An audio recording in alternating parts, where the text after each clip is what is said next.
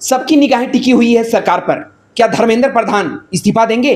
क्या सरकार तीन मुख्य रूप से जो उनका मांग है क्या सरकार पूरा करेगी? सभी का निगाह सरकार पर टिकी हुई है। लगातार प्रोटेस्ट कर रहे हैं, हंगर स्ट्राइक पे बैठे हुए प्रदर्शनकारियों, छात्राएं लगातार। उसके बाद प्रदर्शनकारियों पर लाठीचार्ज हो जाता है, सरकार पर सवाल उठाते हैं तमाम लोग, लेकिन उसके बाद भी लोग मानते नहीं है, फिर से प्रदर्शन को स्टार्ट कर दिया जाता है। बता दें आपको कि सीजीपी के जो संस्थापक हैं अभिजीत दीपके जिस तरीके से सरकार पर लगातार आवाज उठा रहे हैं, उनका जो मुख्य रूप से तीन जो मांगे हैं उनको अगर सरकार मांग पूरा नहीं करेगी तब तक वो अनशन पे जारी रहेंगे, तब तक वो प्रोटेस्ट जारी रखेंगे, हंगर स्ट्राइक जारी रखेंगे। वो वहां से हिलेंगे भी नहीं, वहां से डोलेंगे भी नहीं। बता दें आपको कि लगातार प्रोटेस्ट जारी है। आपको पता होगा कि 20 जुलाई को ये हंगर स्ट्राइक खत्म हो जाता है, उसके बाद फिर से पुनः स्टार्ट कर दिया जाता है। अभिजीत दीपके यही बोलते हैं कि जब तक हमारी मांगों को सरकार पूरा नहीं करेगी तब तक हम लोग हंगर स्ट्राइक छोड़ेंगे नहीं, हम लोग लगातार अनशन करेंगे। हमारी मुख्य रूप से तीन मांगे हैं, सरकार पूरा कर दे, हम लोग अनशन तोड़ देंगे। अब बता दें आपको, अगर आपको पता नहीं है कि मुख्य रूप से तीन मांगे जो हैं वो क्या हैं, तो मैं आपको बता देता हूं। उससे पहले इस चैनल को सब्सक्राइब कर लीजिएगा, इस चैनल को लाइक कर दीजिएगा, शेयर कर दीजिएगा, क्योंकि मैं हमेशा की तरह नया अपडेट लाते रहता हूं, चैनल पे नया खबर लाते रहता हूं लगातार। चलिए स्टार्ट करते हैं कि आखिरकार मुख्य रूप से सीजीपी के जो संस्थापक हैं अभिजीत दीपके, उनका मुख्य रूप से क्या तीन मांगे हैं जो सरकार अभी तक पूरा नहीं की है और लगातार वो प्रोटेस्ट जारी रखे हैं। बता दें आपको कि जिस तरीके से नीट पेपर लीक हो रही है, नीट पेपर लीक पर वो रोक लगाया जाए, उस पर पूर्ण रूप से कार्रवाई किया जाए। और एक है कि जितने भी युवा बेरोजगार हैं उन लोगों को जवाबदेही और मुआवजा दिया जाए। जिस तरीके से परीक्षा में धांधली हो रही है, लगातार पेपर लीक हो रही है, उस चीज़ पर संज्ञान लिया जाए, सरकार संज्ञान ले और इस व्यवस्था को सही किया जाए। और एक है सबसे बड़ा कि धर्मेंद्र प्रधान जी का इस्तीफा, वही सबसे बड़ा कारण है कि जिस तरीके से ये जंतर मंतर पे लगातार प्रोटेस्ट हो रहा है, लगातार छात्राएं प्रदर्शन कर रहे हैं और दूर दूर से लोग आ रहे हैं प्रदर्शन करने के लिए। ये नहीं कि सिर्फ दिल्ली के ही लोग हैं, तमाम स्टेट के लोग आ रहे हैं, दूर दूर से शहर से आ रहे हैं प्रोटेस्ट करने के लिए छात्राएं।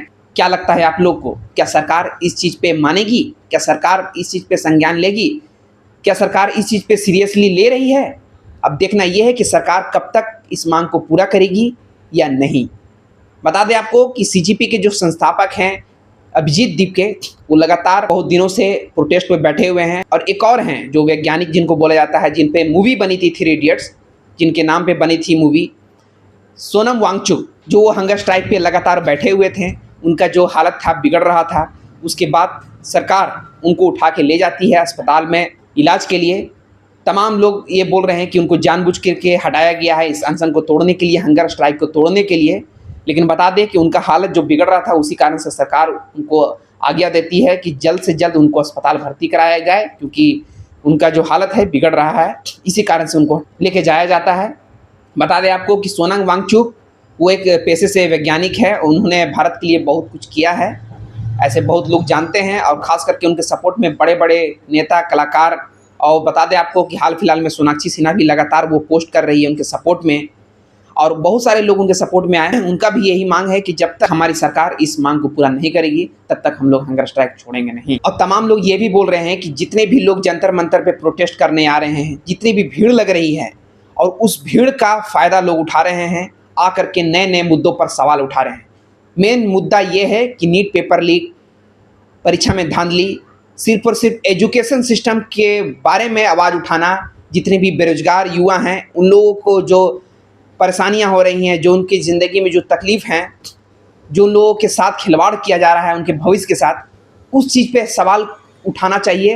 तो लोग राजनीति मुद्दों पर सवाल उठा करके अपना नेम फेम और अपना चेहरा चमकाने के लिए लोग ये सब काम कर रहे हैं। बड़े बड़े नेता लोग आकर के मेन मुद्दा पे बात नहीं कर रहे हैं, बल्कि अपनी राजनीतिक रोटी सेकने का काम कर रहे हैं, आकर के भाषण दे रहे हैं। ये है तमाम लोगों का कहना, जितने भी वहाँ पे लोग हैं, वो लोग प्रदर्शनकारी, उन लोगों का कहना है इस तरीके का काम किया जा रहा है।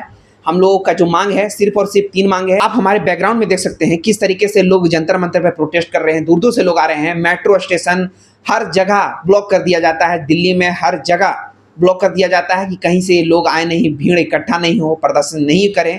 किसी भी तरीके से प्रदर्शन को रोकने का कोशिश किया जा रहा था, उसके बावजूद लोग मानते नहीं है। देख सकते किस तरीके का भीड़ है, लगातार लोग पार करके आ रहे हैं। मेट्रो का स्टेशन जो होता है ब्लॉक कर दिया जाता है, उसके बावजूद लोग वहाँ पे प्रदर्शन करने के लिए जंतर मंतर पहुँचते हैं लोग हार नहीं मानते हैं और लोग लाठी खाने के लिए भी तैयार रहते हैं। देख सकते हैं किस तरीके से लाठी खा रहे हैं, उसके बाद बोल रहे हैं कि जितना लाठी बरसाना है बरसा लो, हम लोग मानने वाले नहीं है जब तक हमारी मांगे पूरा नहीं करोगे।